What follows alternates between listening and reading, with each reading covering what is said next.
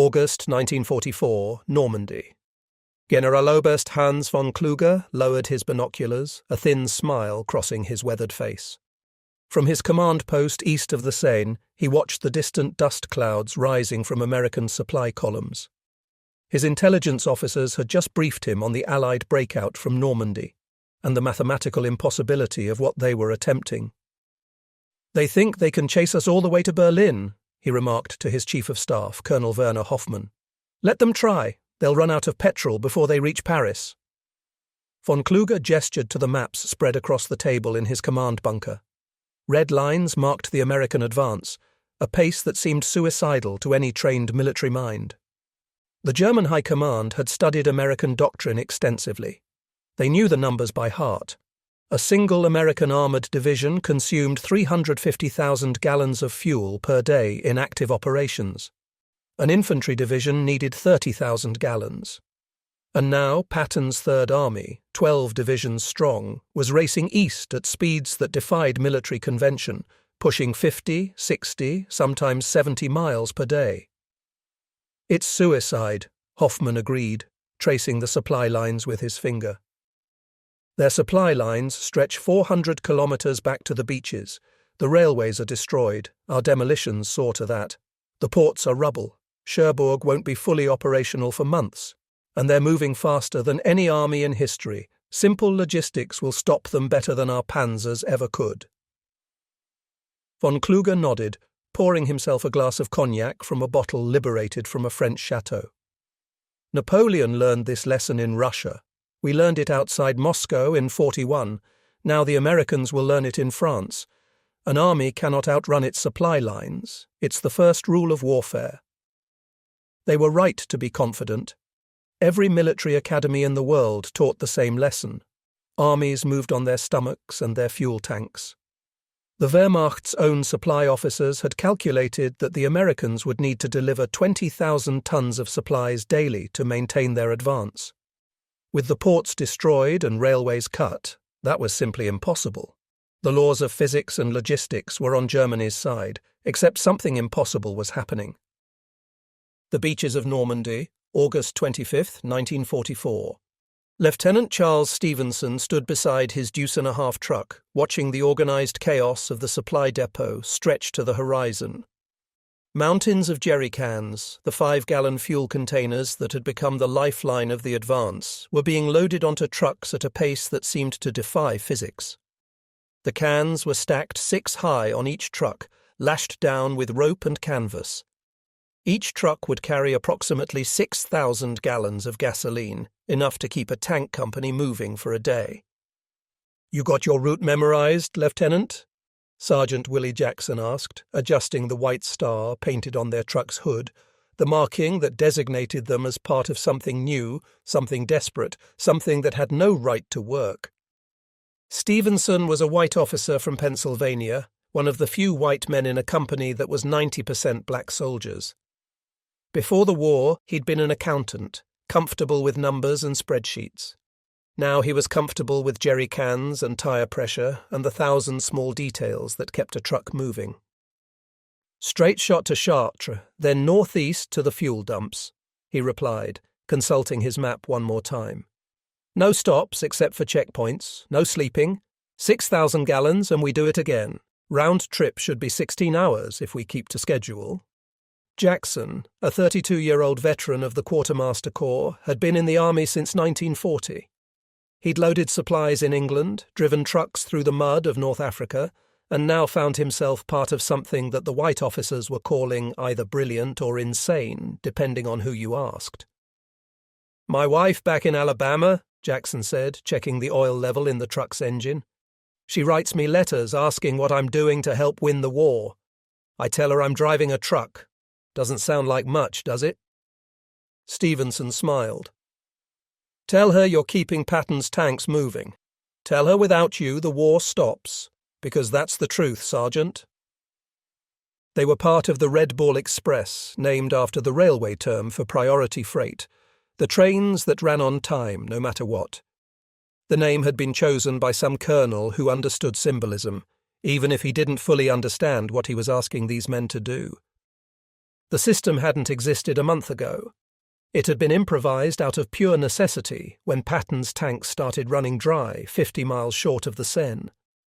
The original plan had called for a methodical advance, with supply lines carefully maintained, ports systematically captured and rebuilt, railways restored section by section. It was sound military doctrine, the kind of thing they taught at West Point. But Patton had seen an opportunity. The German army was in full retreat, demoralized and disorganized. If he could maintain the pressure, keep pushing east without pause, he might be able to shatter the Wehrmacht's defensive lines before they could regroup. The problem was fuel. His tanks were drinking gasoline at an unprecedented rate, and the supply system couldn't keep up. Some colonel, Stevenson had never learned his name, had done the math. If they couldn't bring the fuel forward by rail or pipeline, they'd have to do it by truck. Not hundreds of trucks, thousands of trucks, running day and night in a continuous loop on a closed highway system that would make the entire operation one massive, roaring supply line. The generals had thought it was insane. The logistics officers said it couldn't be sustained for more than a week. The British commanders argued that the supplies should go to Montgomery's northern advance instead. The Germans were betting their entire defensive strategy on it collapsing within days. But nobody had asked the drivers. Jackson's company was one of hundreds in the Red Ball, most of them black soldiers from the Quartermaster Corps, the men the army had deemed unsuitable for combat roles, but perfect for the grinding, unglamorous work of keeping an army moving.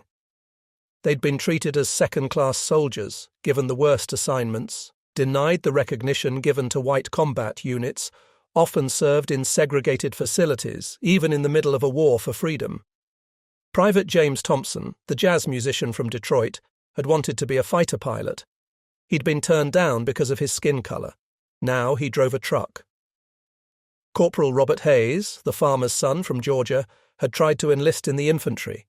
He'd been sent to the Quartermaster Corps instead.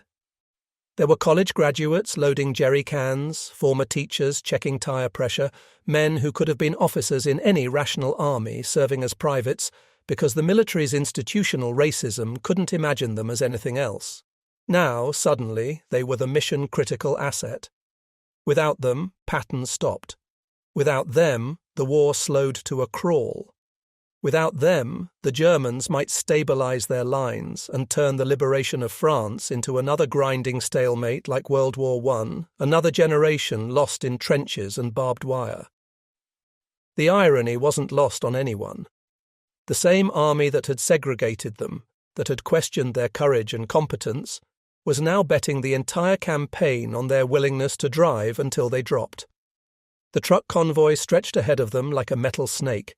3,000 vehicles in this column alone, part of a system that would, at its peak, operate 6,000 trucks carrying 12,500 tons of supplies daily. Each truck was a GMC CCCKW, the workhorse of the American military, powered by a 270 cubic inch six-cylinder engine that could, in theory, cover 500 miles between major maintenance. In practice, on the Red Ball, they were lucky to get 300 before something broke. The road had been cleared of all other traffic. White MPs stood at every intersection, their orders simple. Nothing moves on the Red Ball highway except Red Ball trucks. Civilian traffic was rerouted. Military convoys took alternate routes. Even generals had to use different roads. The Red Ball was sacred, inviolate, the lifeline of the advance. Signs reading Red Ball Highway, Stay Off, marked the route every 100 yards. The roads themselves had been hastily repaired by engineering battalions, who filled shell craters with gravel and built wooden bridges over destroyed crossings. It wasn't pretty, but it worked. At 0400 hours, whistles blew across the staging area. Engines roared to life, a thunderous chorus of internal combustion. The smell of exhaust filled the air. Drivers settled into their seats, checking mirrors, adjusting loads, saying quick prayers. The convoy began to roll. The road east, August 26, 1944. The convoy moved at exactly 25 miles per hour, governed by speed governors that had been installed on every truck. It seemed slow, Civilian traffic on American highways regularly exceeded 50 miles per hour. But the governors served multiple purposes. They reduced tire wear, which was critical when replacement tires were in short supply. They reduced fuel consumption, which was ironic given that they were hauling fuel, but every gallon saved was a gallon that could go to the tanks. And they reduced accidents, which could shut down the entire highway for hours. Jackson settled into the rhythm of it, the steady drone of the engine, the parade of identical trucks ahead and behind. The August sun beat down on the cab, turning it into an oven. There was no air conditioning, no comfort, just the road, the heat, and the knowledge that somewhere ahead, Patton's tanks were waiting. They passed through villages that had been liberated days or weeks earlier. French civilians lined the roads, waving American flags, throwing flowers, offering wine and cheese. The drivers couldn't stop, the Red Ball never stopped, but they waved back, shouted greetings, felt a momentary connection with the people they were helping to free. "My grandfather fought in the last war," Jackson said, his eyes on the road. "Came back and told me France was the most beautiful place he'd ever seen. He was in the trenches, though. Never got to see much except mud and wire." Stevenson nodded. "My father was at Belleau Wood, Marine Corps. He never talked about it much, but I remember him saying that whole war was about a few miles of ground. We'd take a hill, Germans would take it back, we'd take it again. Sometimes the front didn't move for months." "Not this time," Jackson said. "This time we're moving. Sometimes I can't believe how fast we're going. 60, 70 miles some days. My grandfather's whole war, they didn't advance that far in a year." They drove through the afternoon, through countryside that bore the scars of recent fighting. Burned-out German tanks sat in fields. Artillery craters pockmarked the landscape. Here and there, white crosses marked hastily dug graves. At 1800 hours, they reached the first checkpoint, a fuel dump that had been established near Chartres. They pulled in, the convoy splitting into organized chaos as trucks positioned themselves for unloading. Teams of soldiers, more black troops from the Quartermaster Corps, swarmed the trucks, unloading jerry cans with practiced efficiency. The system was designed for speed. A truck could be unloaded in 15 minutes, the driver given a quick meal and a handful of benzodrine tablets, then sent back west for another load. Jackson climbed down from the cab, his legs stiff from hours of sitting. A mess sergeant handed him a sandwich, mystery meat and stale bread, and a canteen of water that tasted like metal and chemicals. "How's the road?" the sergeant asked. "Clear," Jackson replied. "Some shell craters near Alençon, but the engineers filled them. You heard from the front?" "Patton crossed the Seine yesterday," the sergeant said with a grin. "He's 70 miles past where intelligence said he'd stall. Germans are running so fast they're leaving their equipment behind. We're winning, Jackson. We're actually winning." Jackson allowed himself a moment of satisfaction, then climbed back into the truck. Stevenson was already in the passenger seat, studying the return route map. They had a 10-minute break, then back on the road. The return trip was always harder. The adrenaline had worn off. The benzodrine helped, but it made everything feel artificial, like watching the world through a dirty window. Jackson's hands trembled slightly on the wheel, a side effect of the stimulants, or maybe just exhaustion. They reached the staging area at 0200 hours, 22 hours after they'd left. Jackson had been awake for 36 hours straight. He climbed down from the truck, reported to the duty officer, and was given a cot in a tent where he collapsed into unconscious sleep.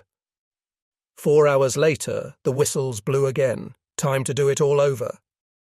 German military intelligence, September 1st, 1944. Major Klaus Dietrich stared at the aerial reconnaissance photos spread across his desk, his coffee growing cold in his hand. The images showed the same impossible scene from a dozen different angles, a river of trucks flowing east, day and night, seemingly without end. The photographs had been taken at different times, dawn, noon, dusk, midnight, and they all showed the same thing. The American trucks never stopped. They're operating in shifts, his analyst, Lieutenant Friedrich, explained. He was a thin, nervous young man who had been a mathematics professor before the war. The trucks never stop. When drivers reach their destination, they're given rations and stimulants. Then they turn around and drive back. They're averaging 18-hour days. Some are doing 20 or more. The human cost must be catastrophic, but they keep coming. That's unsustainable, Dietrich muttered. But even as he said it, he was counting the vehicles in the photographs. Hundreds visible in a single frame, thousands along the route, more trucks than he'd seen in some entire Wehrmacht divisions. Friedrich laid out another series of reports. We've bombed the roads. They repair them overnight, sometimes in just a few hours. Engineering battalions follow the convoys. We've strafed the columns. They keep coming. We destroyed a bridge at Alençon. They built a bypass in 16 hours using prefabricated Bailey bridges. It's like fighting a hydra. Cut off one head, 2 more appear. Dietrich pulled out another report, this one from a captured American supply officer, a captain who had been wounded when his jeep hit a mine. The prisoner had been almost cheerful during interrogation, explaining the system with obvious pride, apparently seeing no reason to hide information about something that was, after all, visible from the air. The Red Ball ran on a closed-loop highway system, the captain had explained. All other traffic was prohibited. Trucks moved at 25 miles per hour, governed by mechanical limiters to prevent breakdowns. Maintenance crews were positioned every 50 miles along the route, equipped with spare parts and replacement vehicles. Fuel dumps were established in a leapfrog pattern, constantly moving forward as the front advanced. The system was designed to deliver cargo at 5 times the rate of normal supply operations. When one dump was emptied, it was disassembled and moved forward, always staying within 1 day's drive of the advancing armour.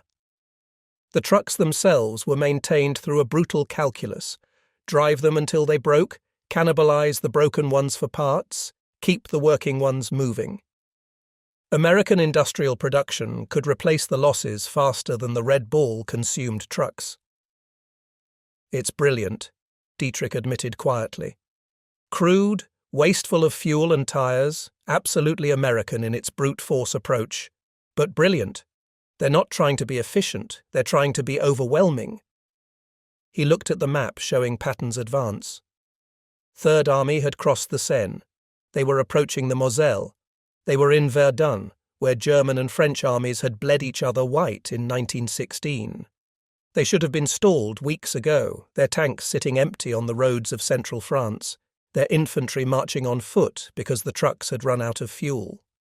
Instead, they were still coming, and the Red Ball Express was the reason why.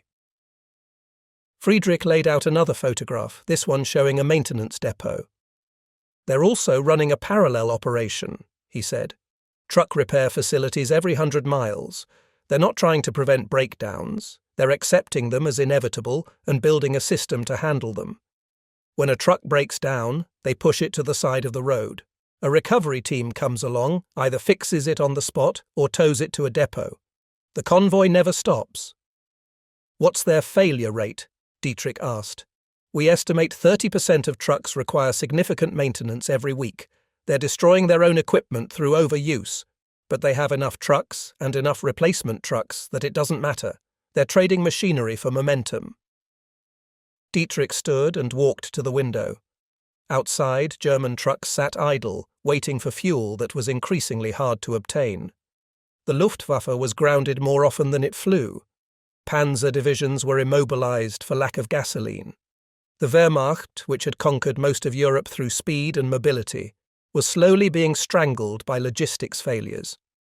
And the Americans, who should have been suffering the same fate, were instead moving faster than any army in history. We underestimated them, Dietrich said quietly. We thought Americans were soft, that they relied on material advantages because they lacked military skill.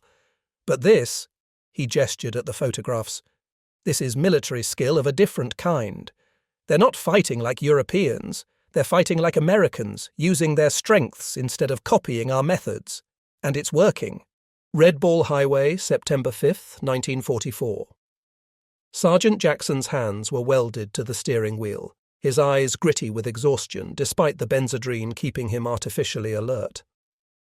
This was his 4th run in 5 days, nearly 3,000 miles of driving through day and night, through summer heat that baked the cab like an oven, and sudden rainstorms that turned the roads into rivers of mud. His back ached from the constant vibration of the truck. His hands were blistered from gripping the wheel. His eyes burned from road dust and lack of sleep, but he was still driving. The truck behind him carried Private First Class James Thompson, who'd been a jazz musician in Detroit before the war. Thompson had been singing to keep himself awake, his voice carrying over the engine noise, improvising lyrics about trucks and roads and freedom. The truck ahead carried Corporal Robert Hayes, a farmer's son from Georgia who could repair an engine with wire, prayers, and a profound understanding of internal combustion that came from years of keeping tractors running on a budget of nothing. They were all exhausted. They were all proud. They'd all discovered something about themselves on this endless road. They were capable of more than anyone had imagined, including themselves.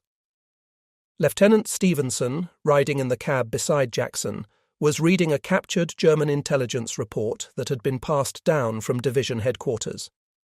Some officer at Third Army had thought it would be good for morale, proof that the Germans were taking notice.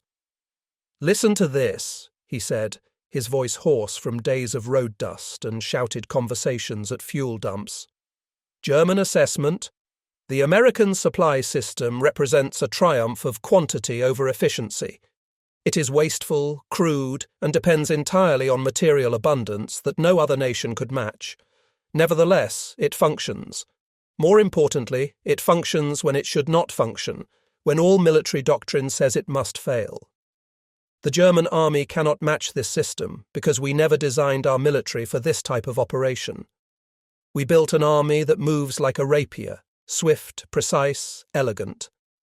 The Americans have built an army that moves like a sledgehammer, crude, overwhelming, unstoppable. In this terrain, at this moment in history, the sledgehammer is winning." Jackson allowed himself a tired grin.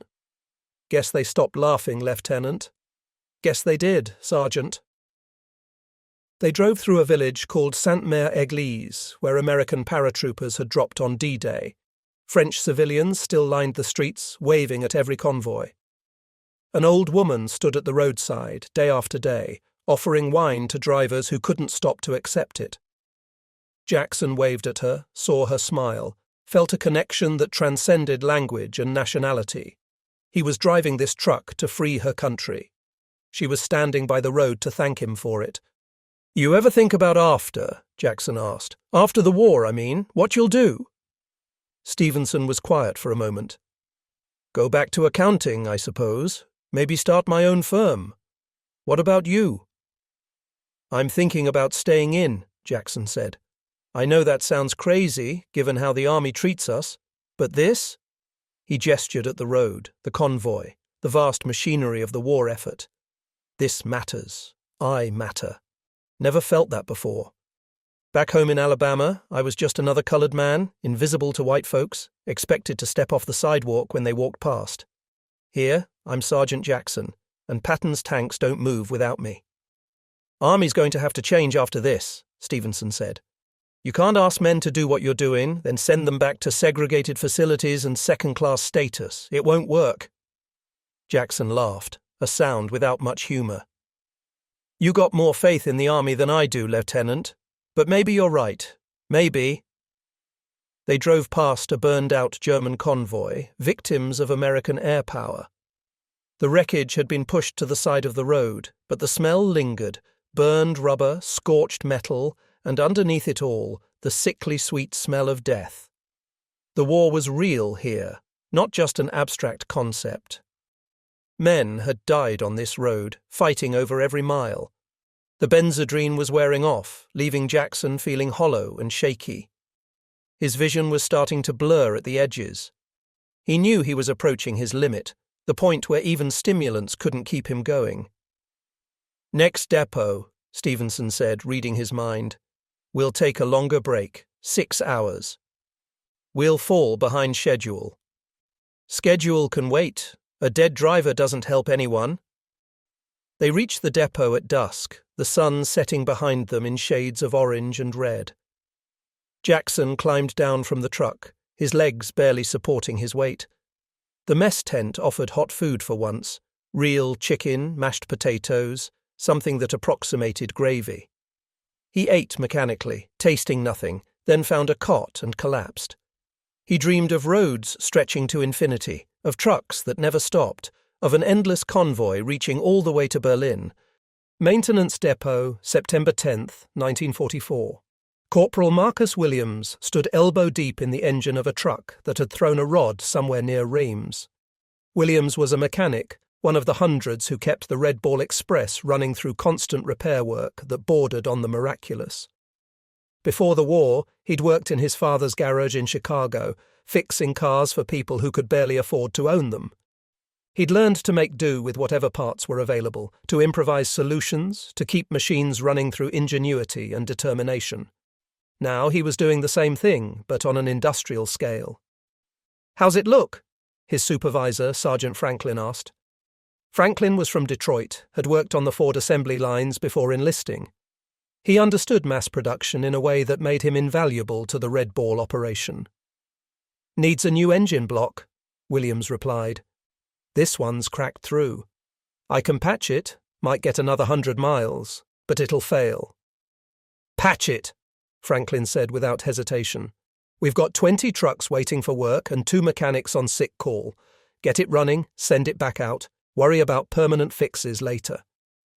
This was the Red Ball philosophy. Good enough was good enough. Perfect was the enemy of functional. A truck that could drive 50 miles was better than a truck sitting in depot waiting for proper parts. Williams went to work, using a welding torch to seal the crack, knowing it wouldn't hold for long, but also knowing it didn't have to. The truck would make it to the next depot, or the one after that. Eventually it would break down completely and be cannibalized for parts, but until then it would serve. Around him, dozens of mechanics were performing similar miracles, replacing transmissions in record time, jury-rigging fuel pumps, straightening bent axles. The depot never closed, operating 24 hours a day, every day, in a symphony of clanging metal and shouted instructions. "Heard from my cousin yesterday," Williams said, working the torch.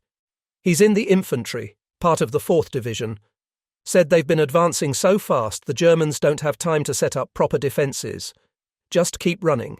He wanted to know if I was seeing action." Franklin snorted. "Tell him you're seeing more of this war than most infantrymen. They fight for a few hours, then rest. We work 18-hour shifts. They advance a few miles, then dig in. We keep the whole operation moving. Tell him without us, his rifle might as well be a club." It was a point of pride among the Red Ball troops, a response to the subtle and not-so-subtle disparagement they faced from combat units. Truck drivers weren't real soldiers, some people said. They weren't facing the enemy. They were just driving. But Williams had been strafed by German planes twice. He'd driven through artillery fire. He'd seen friends die when trucks hit mines or rolled off roads. The Red Ball was dangerous in different ways than infantry combat, but it was dangerous nonetheless. He finished the patch, fired up the engine, listened to it rattle and knock but keep running. Good enough. The driver, an exhausted-looking private from Tennessee, climbed into the cab and drove off without a word of thanks. Williams didn't need thanks. He needed to get to the next truck. By the end of his shift, he'd worked on 14 vehicles. 9 were returned to service, 5 were stripped for parts. It was a typical day on the Red Ball Express. Third Army Headquarters, September 15th, 1944. General George S. Patton studied the fuel reports with satisfaction, though his staff officers noticed the unusual quietness in his demeanour. Patton was famous for his profanity, his bombast, his larger-than-life personality. But today he was subdued, thoughtful, studying the numbers with the attention of a man who understood what they represented. The Red Ball Express had delivered 89,000 tons of supplies since August 25th. It had consumed tyres at a catastrophic rate. Trucks were wearing out in weeks instead of years. It had required 23,000 personnel working around the clock. It had cost a fortune in fuel just to deliver fuel, a paradox that made efficiency experts weep. By every measure of traditional military logistics, it was a disaster. But his tanks were moving. His infantry was advancing. The Germans were in full retreat, their defensive lines shattered, their army fragmented into isolated units struggling to find each other, let alone mount a coordinated defense. Third Army had advanced farther and faster than any army in military history. They'd liberated Paris, crossed the Seine, reached the German border. And they'd done it because a bunch of truck drivers, most of them black soldiers that the army had relegated to support roles, had driven until they dropped, then got up and driven some more.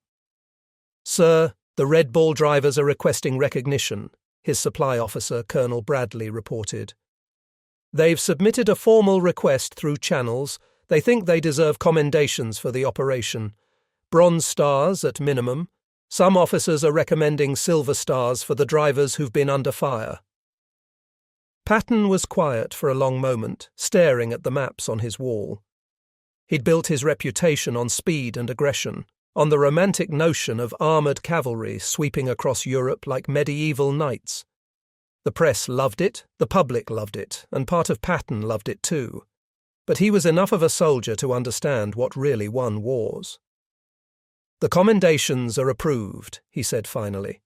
"Every man who drove for the Red Ball gets a bronze star, minimum. Anyone who was wounded or performed above and beyond gets a silver star. And Colonel, I want you to draft a letter to Eisenhower.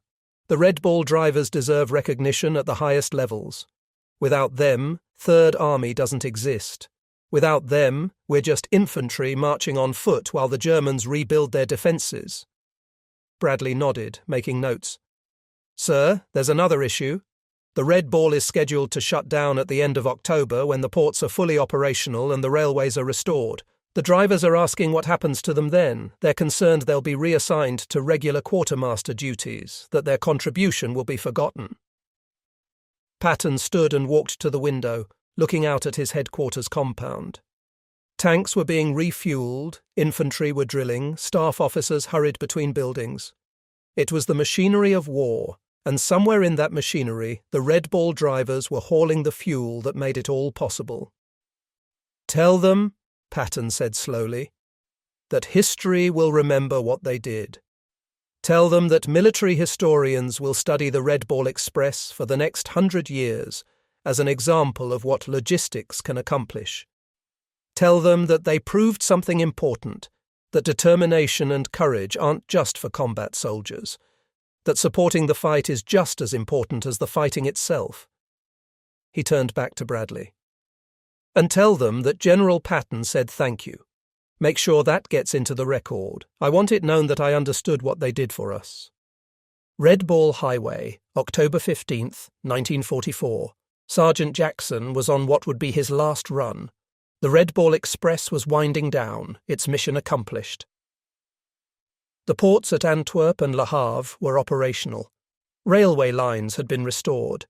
The massive, improvised truck convoy that had kept the advance moving was no longer necessary. In 2 weeks, it would officially cease operations, its trucks dispersed to other units, its drivers reassigned. Jackson felt mixed emotions about it. Relief. He was exhausted down to his bones, worn out by months of 18-hour days and endless roads. But also sadness. The Red Ball had been something special, something unique. They'd been part of history, part of an operation that had helped win the war in Europe. Lieutenant Stevenson rode beside him, as he had for 3 months and thousands of miles. They'd become friends, as much as a black sergeant and white lieutenant could be friends in the segregated army of 1944. They'd shared the road, shared the danger, shared the pride of knowing they were part of something that mattered. "Got my orders," Stevenson said. "They're sending me back to Supply Depot in England. Administrative work. I tried to get reassigned to stay with the company, but they said they need experienced logistics officers in the rear." "And me?" Jackson asked. "You're staying with the company. We're being reassigned to port operations in Antwerp, unloading ships, moving supplies to forward depots. Important work, but it won't be the same." Jackson nodded. He'd known it was coming. The red ball had been temporary by design, a crisis response that couldn't be maintained indefinitely. Now it was ending, and they'd go back to being just another quartermaster unit, invisible and unappreciated. They drove through countryside that was fully liberated now, peaceful in ways that seemed almost surreal after months of war. French farmers were back in their fields, villages were rebuilding, children played in streets that had been battlefields just weeks earlier. "You think they'll remember us?" Jackson asked. "The folks back home, the historians, the army itself. You think anyone will remember what the Red Ball did?" Stevenson was quiet for a moment. "I think they'll remember Patton and the tanks, the way they always remember the glamorous parts of war. But anyone who studies this campaign, anyone who really wants to understand how we won, they'll have to reckon with the Red Ball. You can't explain Third Army's advance without explaining how the fuel got there. And that means explaining what you and Thompson and Hayes and 10,000 other drivers did." Jackson wanted to believe that. But he'd learned not to count on recognition, not to expect appreciation. He'd done his job because it needed doing, because lives depended on it, because somewhere deep down he believed in the cause, even if the cause didn't always believe in him. They reached the depot, unloaded for what Jackson knew might be the last time, then headed back west. The sun was setting, painting the sky in shades of red and gold. The road stretched ahead of them, familiar now, every curve and hill memorized after countless trips. "Whatever happens next," Stevenson said, "I want you to know that serving with you was an honor. I know that sounds formal, military, but I mean it. You taught me things about leadership, about determination, about what soldiers can accomplish when they're given a chance." Jackson felt a tightness in his throat. "You're a good officer, Lieutenant. Better than most I've served under. You treated us like soldiers, not like coloured boys playing at being soldiers." They drove in comfortable silence, two men who'd shared an experience that would define the rest of their lives. Behind them, thousands of other Red Ball drivers were making their final runs, knowing that tomorrow the roads would be open to normal traffic, that the great convoy was ending, that history was moving on. But for one more night, the trucks rolled east, carrying fuel to an army that was still advancing, still fighting, still pushing toward victory. German prisoner of war camp, October 20th, 1944, Major Klaus Dietrich sat in the officers' compound of the POW camp, writing in a journal that would eventually be studied by military historians.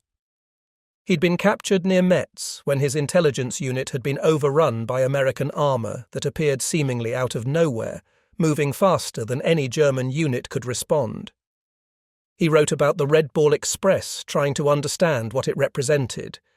In purely military terms, it had been inefficient. The Germans could have moved the same amount of supplies with half the trucks if they'd had the time to organise properly, if they'd used railways, if they'd followed doctrine. But that was the point, Dietrich realised. The Americans hadn't had time. They'd needed a solution immediately, and they'd created one through brute force and determination. They'd thrown resources at the problem. Trucks, fuel, drivers, maintenance personnel, until the problem was solved. It was the American way of war, and it had worked. He wrote, "We Germans pride ourselves on efficiency, on making the most of limited resources. We are craftsmen of war. But the Americans are engineers of war. They don't ask, what's the most efficient solution? They ask, what solution can we implement immediately? They accept waste, accept losses, accept inefficiency, as long as the mission succeeds. This is a different philosophy of warfare, and in this war it has proven superior to ours." One of his fellow prisoners, a Wehrmacht supply officer, read over his shoulder. "The trucks," the officer said. "I couldn't believe the trucks, just endless streams of them, day and night. We calculated they were using 10 times the fuel just to deliver fuel. It made no sense." "It made perfect sense," Dietrich replied. "They had fuel to spare, they had trucks to spare, they had drivers willing to work themselves to exhaustion. What they didn't have was time, so they traded efficiency for speed and they won?" The supply officer shook his head. We would never have done it that way. Exactly, Dietrich said. And that's why we lost. Antwerp Port Operations, November 1944. The Red Ball Express officially ceased operations on November 16, 1944. After 81 days, it had hauled 412,193 tons of supplies over millions of vehicle miles. It had consumed trucks at an unprecedented rate. Nearly a third of the vehicles required major repairs or replacement. It had pushed drivers to the edge of human endurance, and it had kept Patton's Third Army moving when every calculation said it should have stalled. Sergeant Jackson stood on the docks at Antwerp, watching ships being unloaded. This was his new assignment, port operations, moving supplies from ships to warehouses to trucks heading east. It was important work, necessary work. But it wasn't the Red Ball. Private Thompson found him there, standing in the cold November rain. "Got a letter from my sister," Thompson said. "She wants to know if I'm still playing music. I told her I haven't touched a piano in 18 months, but I've been composing in my head, got a whole symphony about trucks and roads and freedom, gonna write it down when I get home." "You think anyone will want to hear it?" Jackson asked. "Maybe not now," Thompson replied. "But someday people will want to know what we did, what it felt like, what it meant. And I'll have the music ready for them." Corporal Hayes joined them, his uniform splattered with grease from working on a recalcitrant forklift. "Just heard the official word," he said.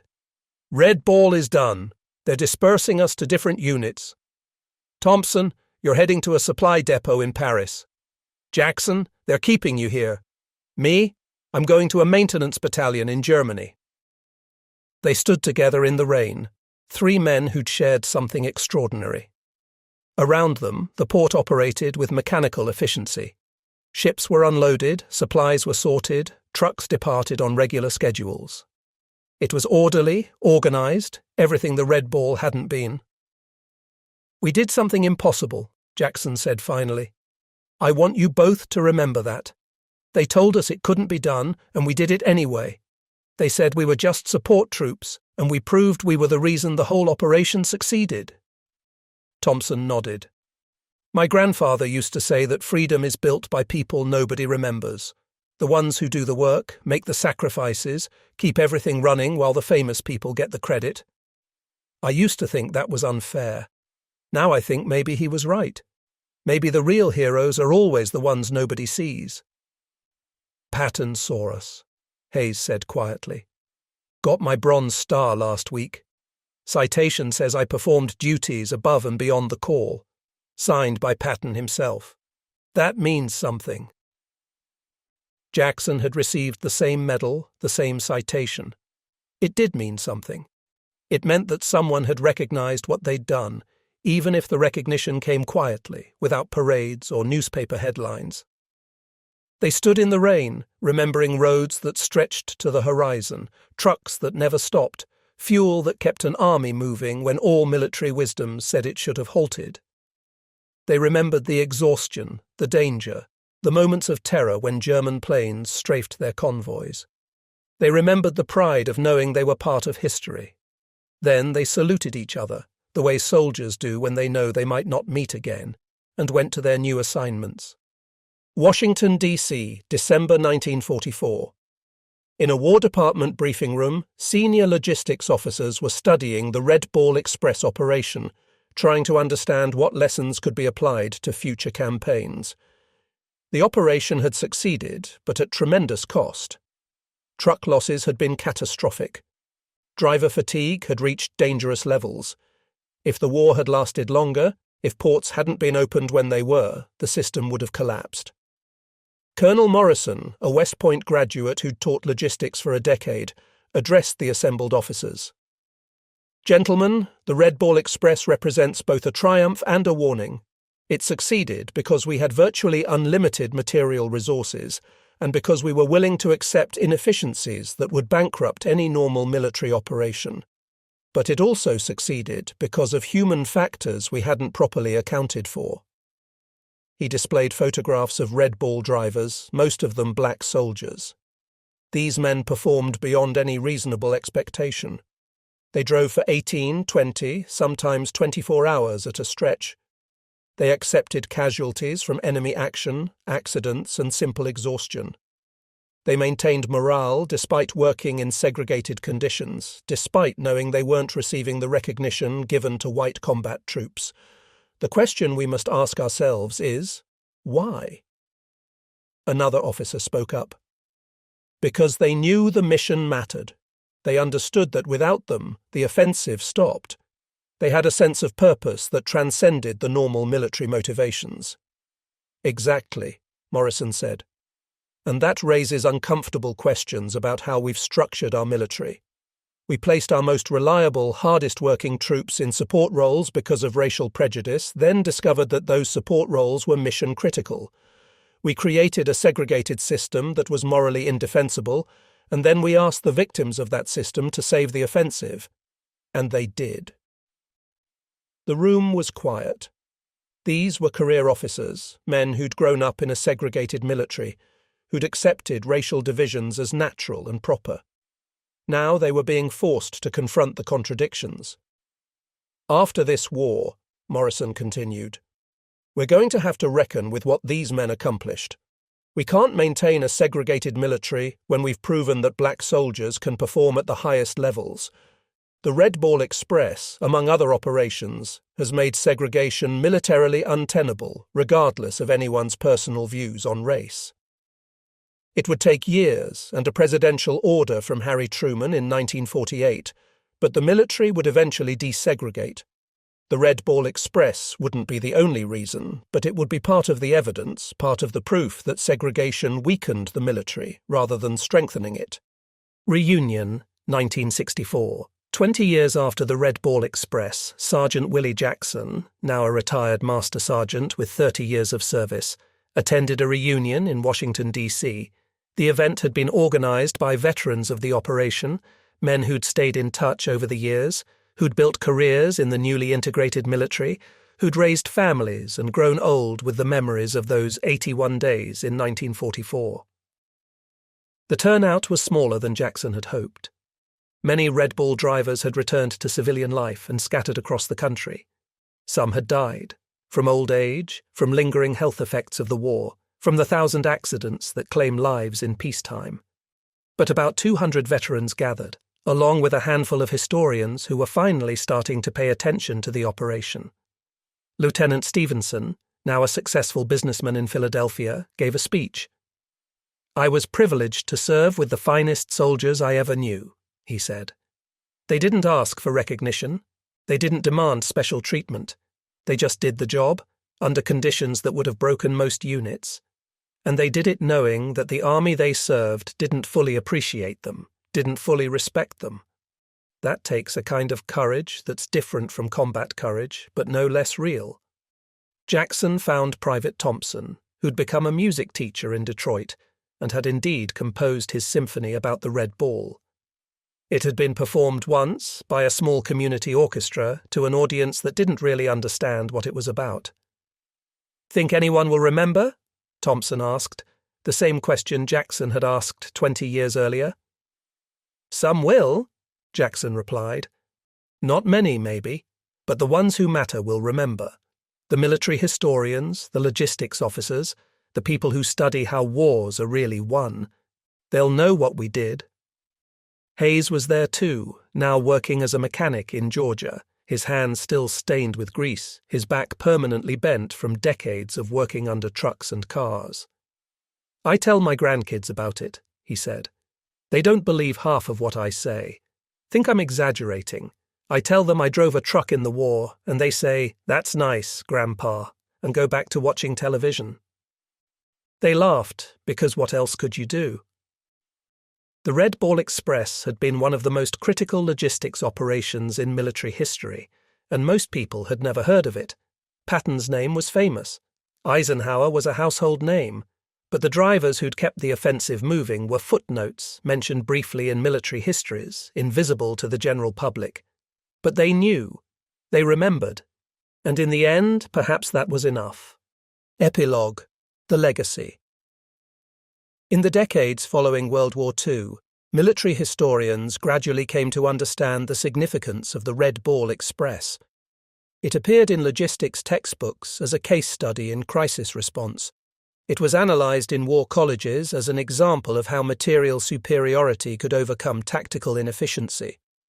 It became part of the narrative of World War II, a reminder that wars are won not just by brave soldiers at the front, but by the vast machinery of support that keeps those soldiers supplied.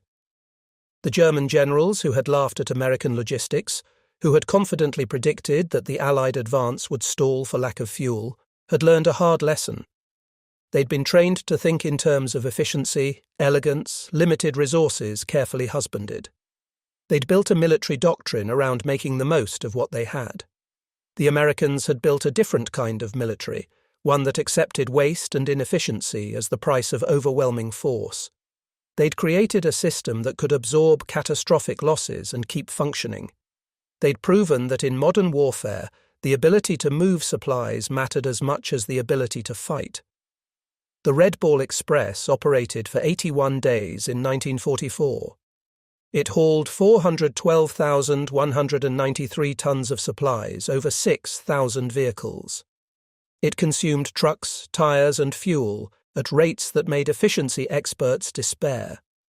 It pushed drivers beyond the limits of human endurance, and it kept Patton's Third Army moving at a pace that shattered German defensive plans and shortened the war in Europe. Most of the drivers were black soldiers, men who served in a segregated military that questioned their abilities and denied them opportunities. They proved their worth on the roads of France, driving through exhaustion and danger, keeping faith with a country that hadn't always kept faith with them. Their story was overlooked for decades, overshadowed by more dramatic aspects of the war. But gradually historians began to understand what they'd accomplished. Books were written, documentaries were made, memorials were erected. The Red Ball Express took its place in history, not as a footnote, but as a critical component of Allied victory.